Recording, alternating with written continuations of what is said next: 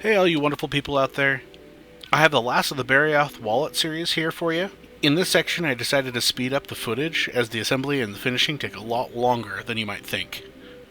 All in all, after I was done trimming the footage to what you see here, it was around 2.5 hours, and that does not even include the time I had to wait for the drying dye and glue.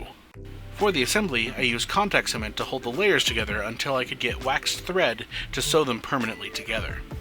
Because of the dye and the tooling, the pieces were a little bit off from one another, so I trimmed them up with a chisel knife to get a nice clean edge.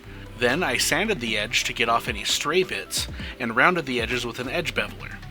I sealed the edge by burnishing it with a burnishing gum called Tokonol. I finished with a neutral leather shoe polish that I brushed in and worked off with a cotton glove, polishing it to a nice shine. I hope you enjoy the video, and I hope you all have had a wonderful New Year's Eve. See you next year. I have some projects in mind and I can't wait to work on them. Stay sane out there.